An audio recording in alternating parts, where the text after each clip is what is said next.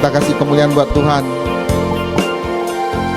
Kita satukan hati. Bapa, kami sembah dalam nama Tuhan Yesus. Ucap syukur buat siang ini, buat anugerah kebaikan kasih Tuhan. Sebentar hamba-Mu akan sharing kebenaran-Mu. Urapin mulut bibir lidah hamba-Mu. Setiap kata kalimat senantiasa memuji memuliakan Tuhan. Kami sambut firman-Mu di dalam nama Tuhan Yesus. Haleluya. Amin. Selamat siang. Shalom semua. Thank you Pastor Kem dan Ibu yang telah memberikan saya kesempatan buat sharing ya. Perkenalkan, nama saya Irwanto Chan. Saya bukan pendeta tapi pengusaha. Kebetulan saya pelayanan di organisasi Full Gospel Businessman Fellowship International. Dulu satu pelayanan sama Pastor Kem sebelum dia jadi pendeta dan gembala ya. Dan ada sahabat saya, satu pelayanan juga, Pak Ali, ada di tengah-tengah kita juga. Hari ini saya mau bawa istri saya yang cantik ikut, boleh berdiri Ibu Rince. Dan anak saya yang kedua, Justin, umur 16 tahun, kelas 2 SMA. Dan anak saya yang pertama lagi kuliah di Malaysia, lagi magang, udah jalan semester 5 ya. Dan saya bersyukur siang ini ada di tengah-tengah bapak-bapak dan ibu-ibu. Ini yang kedua kali saya berada di sini, saya senang sekali dan saya akan sharing tentang expectation with God ya. Menyelaraskan ekspektasi kita dalam kehendak dan rencana Tuhan. Apa itu ekspektasi? Ekspektasi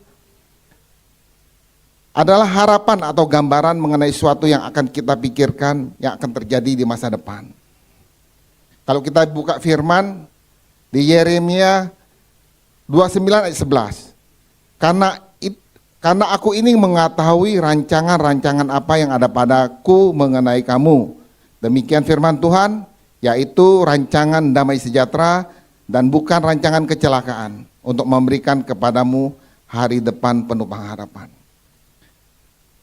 Firman ini berkata, Tuhan telah merancangkan masa depan yang penuh pengharapan, yang cerah buat kita. Seringkali kita dalam kehidupan kita, ekspektasi kita lebih tinggi dari harapan Tuhan. Kita mau hidup kita lebih baik, mau doa kita cepat dijawab, terus kalau usaha mau langsung berhasil, yang mau mendapat pasangan yang lebih baik, mau pelayanan berhasil. Secara manusia kita mau yang terbaik, ekspektasi yang terbaik ya, harapan kita ke depan terbaik. Terus apakah harapan kita seturut keinginan Tuhan?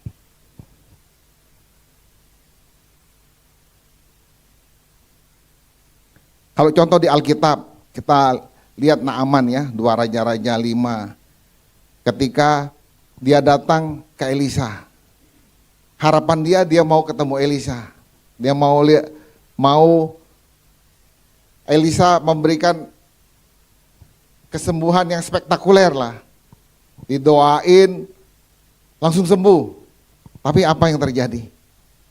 Dia datang ke Elisa, yang datang pembantunya.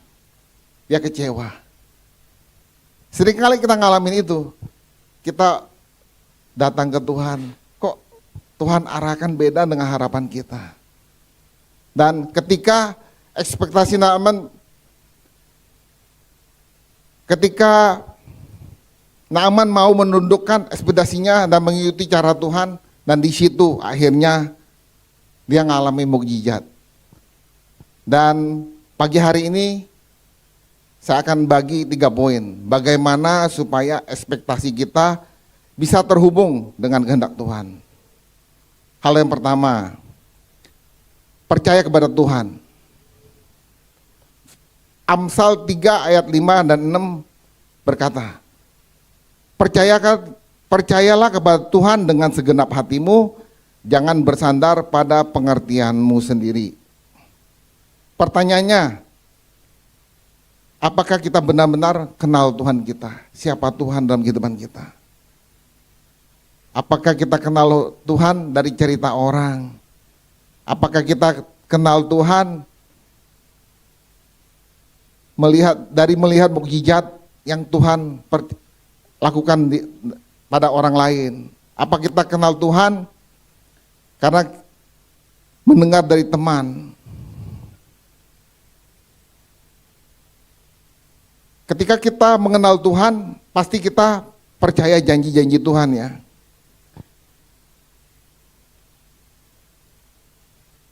Seperti kita Bartimius. Bartimius kita tahu hidupnya tidak ada pengharapan. Tapi ketika dia mendengar Tuhan lewat, dia tahu siapa Tuhan dalam kehidupannya. Dan di situ dia cari Tuhan. Meskipun banyak rintangan, tantangan yang dihadapi, tapi dia terus maju dan akhirnya mukjizat terjadi.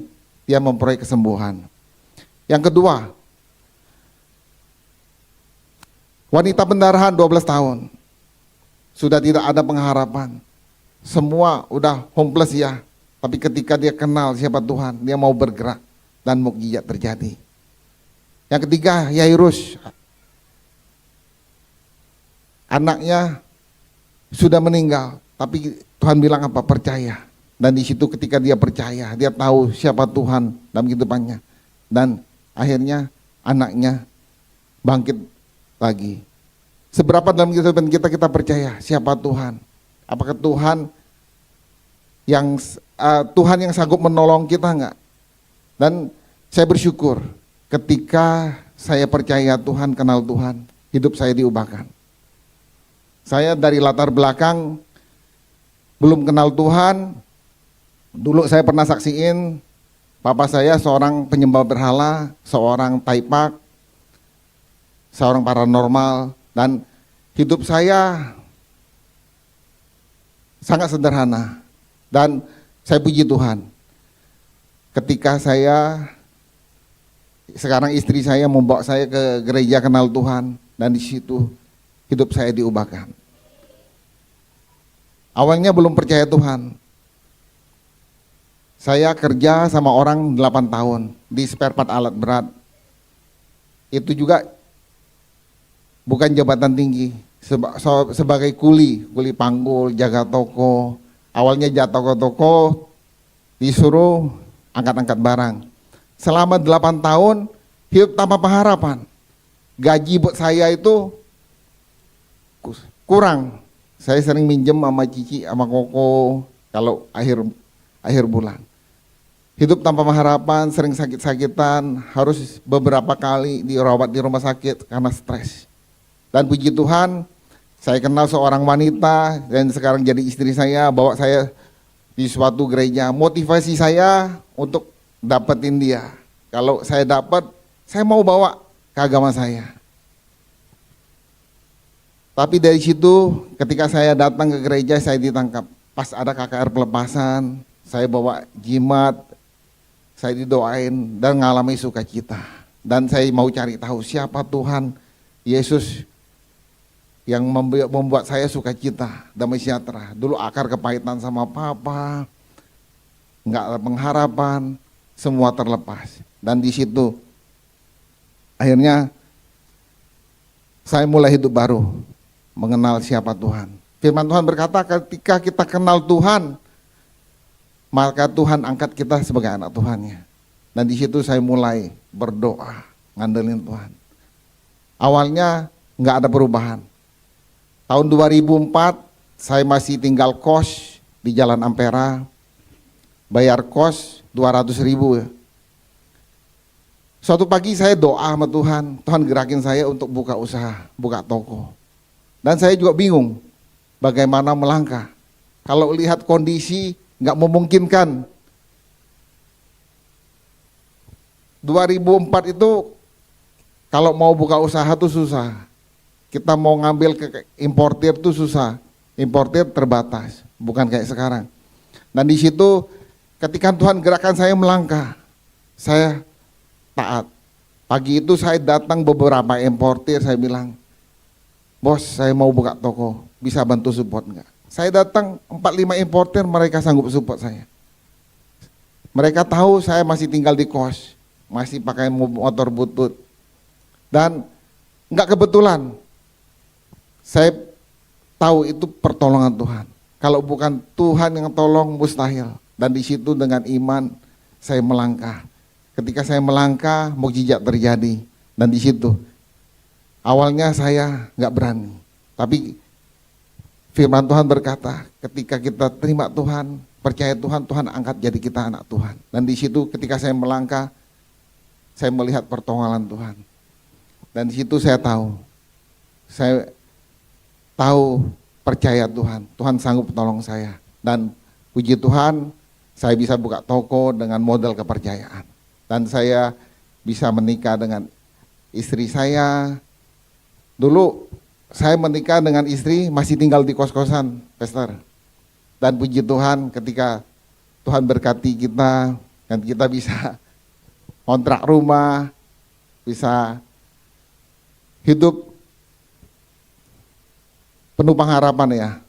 Dulunya tanpa pengharapan, dan saya bersyukur ketika kita percaya Tuhan. Tapi seringkali dalam proses kita berjalan bersama Tuhan, seringkali kita ngalamin cobaan. Kalau kita baca di Markus 4:35 sampai 41 ya, tentang kisah perahu yang ditumpangi Yesus dan murid-muridnya kena badai. Kita tahu Yesus ada di dalam. Kalau di Markus,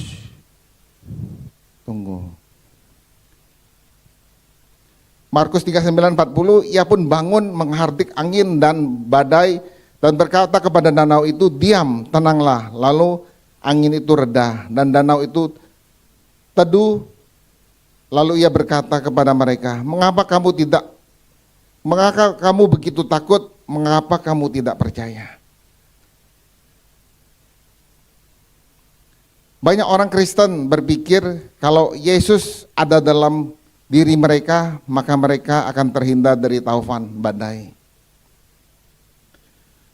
Tidak ada jaminan seperti itu, supaya itu percaya dan mengikuti Yesus adalah jalan menuju keserupaan dengan Tuhan. Kadang kita berpikir kita udah hidup benar, ada Yesus dalam, nggak ada tantangan, cobaan. Seperti yang perahu ini, badai bisa kapan saja datang. Dan saya ngalamin itu. Tahun 2012, saya punya anak kedua, Justin. Saat itu umur 2 tahun. Saya udah pelayanan di Full Gospel, udah hidup bertobat.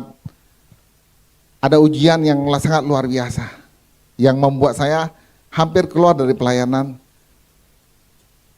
Anak saya Justin umur 2 tahun belum bisa ngomong, belum bisa panggil papa mama.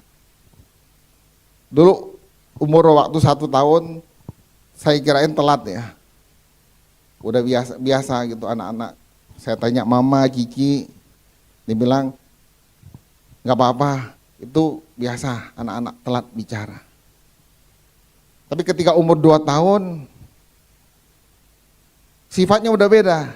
Dia fokus dengan lain, nggak fokus sama kita. Terus dia belum bisa bicara, masih belum bisa bicara. Akhirnya saya konsultasi ke dokter anak, biasa langganan. Dan dia akan referensi saya sama istri untuk ke dokter psikiater anak. Dan di situ ketika datang kita dia tes, akhirnya dokter bilang, anak kamu kayaknya kena gejala autis. Ketika dokter bilang begitu, wah hancur hati kita. Bagaimana bisa terjadi gitu. Dan di situ cobaan yang luar biasa. Awalnya kita ngandelin diri sendiri. Kita ngandelin dokter.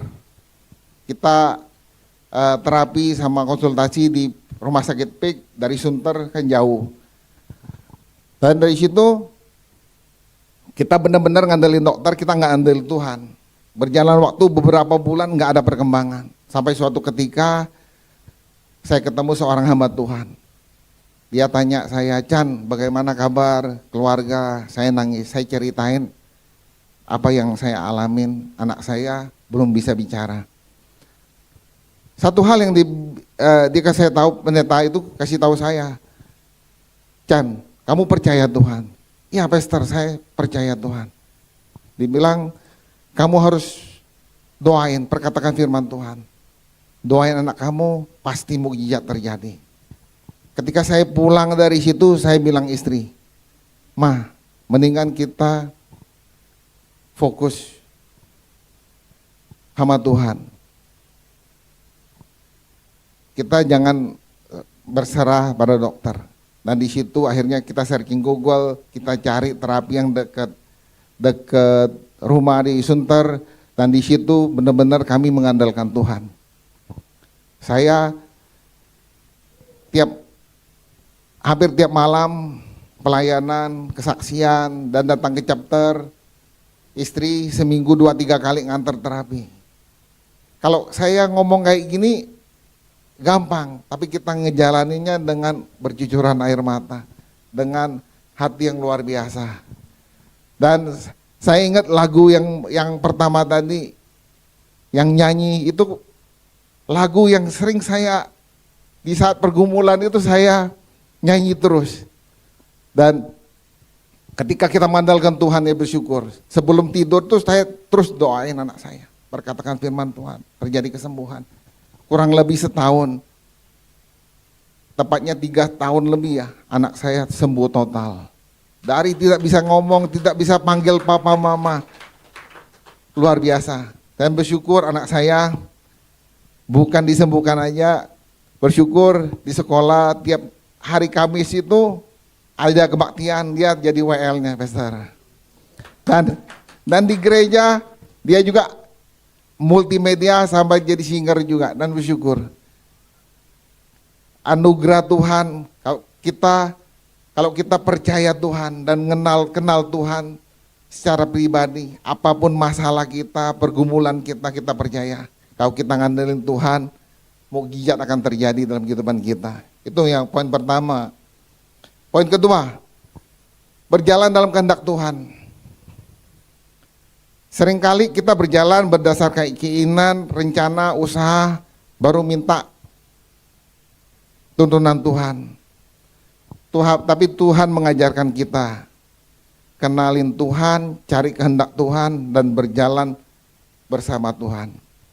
Roma 12 ayat 2 berkata, janganlah kamu menjadi serupa dengan dunia ini, tetapi berubahlah oleh pembaruan akal budimu, sehingga kamu dapat membedakan manakah kehendak Allah yang baik, yang berkenan kepada Allah dan sempurna. Tuhan mau kita melakukan kehendak Dia ya.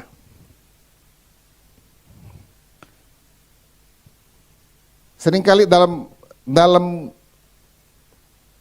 kehidupan kita mengalami proses. Seperti Yusuf ya, dapat mimpi tentang masa depannya. Tetapi setelah mimpi itu, kehidupannya dia berubah. Dibenci saudara-saudaranya, dijual, menjadi budak, difitnah, masuk penjara. Walaupun Yusuf hanya melihat keadaan, tapi ia berkata, Tuhan, ini bukan seperti yang saya bayangkan, tapi Tuhan sedang bekerja di balik proses itu.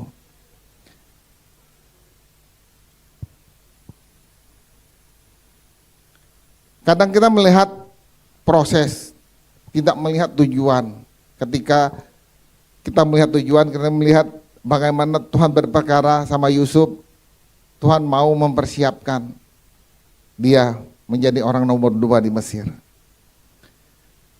Seringkali proses yang kita alami bertentangan dari rencana kehendak kita.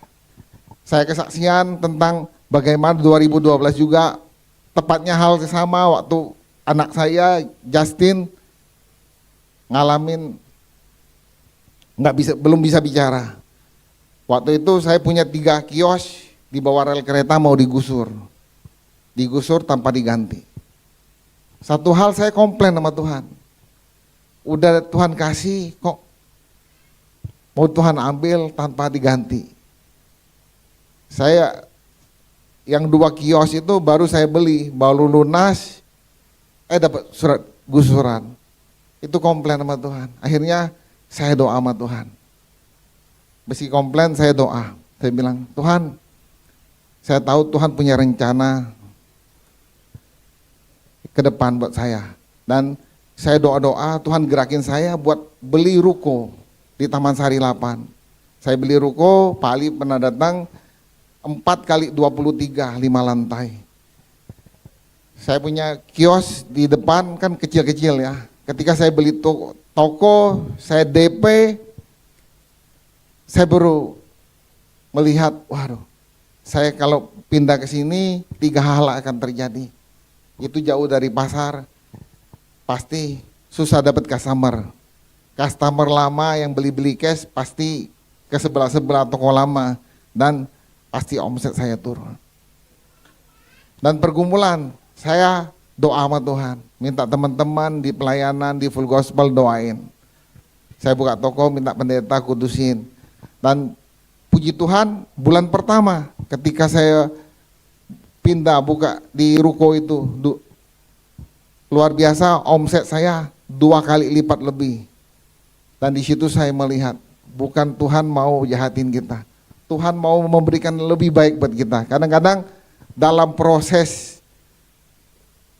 yang kita alami, kita kadang-kadang naik turun iman kita. Dan di situ kita butuh bagaimana pertolongan Tuhan, bagaimana support teman-teman untuk kita terus berjalan dalam rencana Tuhan. Yang ketiga, poin yang ketiga, tetap melekat pada Tuhan. Yohanes 15 ayat 5, akulah pokok anggur dan kamu adalah ranting-rantingnya. Kita percaya ketika kita melekat pada Tuhan, melekat pada pokok anggur, kita pasti berbuah. Hidup kita akan dijamin sama Tuhan ya.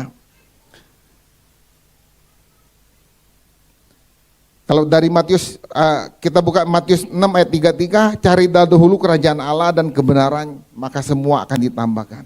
Kita percaya ketika kita menempel pokok anggur, kita cari Tuhan, bukan cari Tuhan aja, cari kebenaran, apa yang Tuhan inginkan, maka semua akan ditambahkan.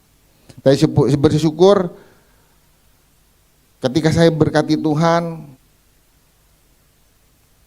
terus jatuh dalam dosa, saya bersyukur ada suatu komunitas seperti Full Gospel yang membawa saya melekat lagi pada Tuhan. Dan di situ saya mengalami proses hidup dan bersyukur ketika saya terjun melayani di Full Gospel, hidup saya diubahkan Tuhan. Dulunya ketika saya belum terjun pelayanan, saya belum masih pasif, dulu datang ke gereja, soal jemaat yang pasif, kasih persembahan yang kecil, kasih dompet yang nilainya kecil. Saya melihat di jemaat banyak bos-bos besar, mungkin bagian mereka yang kasih yang terbaik ya. Tapi yang ketika saya datang, waduh, saya mesti bayar kos, mesti bayar banyak cicilan. Dan di situ saya belum tahu arti memberi. Dan bersyukur ketika saya terjun pelayanan, dan di situ saya tahu arti memberi. Ketika saya memberi, saya menuai. Dan di situ saya bersyukur banyak proses yang saya alami ketika saya salah pergaulan, saya nggak ingat lagi kebaikan Tuhan. Saya menyakitin istri, menyakitin anak-anak, dan ketika saya bertobat, melayani, dan Tuhan akhirnya berkati kita. 1 Korintus 2 ayat 9, apa yang tidak pernah dilihat mata, tidak pernah didengar telinga, tidak pernah timbul dalam hati, itu Tuhan berikan. Dari awalnya ketika saya belum pelayanan, kita masih ngontrak rumah, masih ngontrak toko, belum punya mobil, masih pakai motor. Dan ketika kita berjalan bersama Tuhan, dan di situ Tuhan angkat. Dari nggak punya apa-apa, dan Tuhan tambahkan semua. Dari nggak punya rumah, saya bisa beli rumah di Sunter dengan cicilan 10 tahun. Takut nggak bisa bayar, Pastor.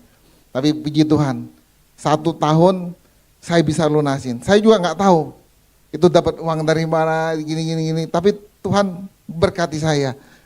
Dan saya belum punya mobil, saya bisa kredit mobil. Terus kita pernah sama istri dapat undian mobil dari Bank Mandiri. Awalnya kita nggak percaya. Istri di WA dapat undian mobil, di telepon, jangan-jangan penipu gitu bilang. Tapi akhirnya dicek, bener.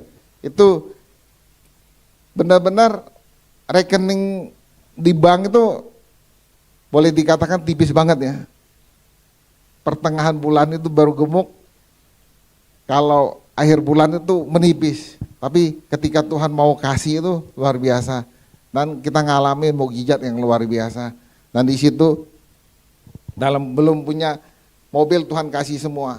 Dan puji Tuhan ketika kita benar-benar pelayanan sampai sekarang Tuhan terus berkati saya. Ketika saya pindah di Ruko tahun 2013, dari situ Tuhan berikan hikmat buat saya. Waktu itu saya dagang spare part alat berat. Spare part yang kelas 7,5 sampai 10 ton itu jarang orang main. Dan di situ saya salah satunya yang main pertama.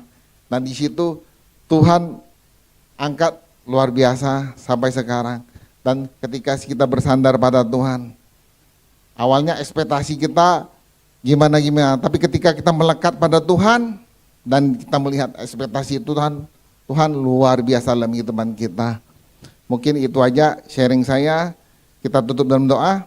Bapak, terima kasih Tuhan buat kebenaran firman-Mu mengajar kami untuk terus melihat ekspektasi kita selaras dalam kehendak Tuhan. Mampukan kami Tuhan untuk terus berjalan dalam rencana dan kehendak Tuhan. Ajar kami taat setia dalam melakukan kehendak-Mu Tuhan. Makasih Tuhan, kami serahkan semuanya ke dalam tangan-Mu. Hidup kami, masa depan kami, pengharapan kami hanya ada pada-Mu. Terpuji nama-Mu, di dalam nama Tuhan Yesus kami berdoa mengucap syukur. Haleluya. Amin.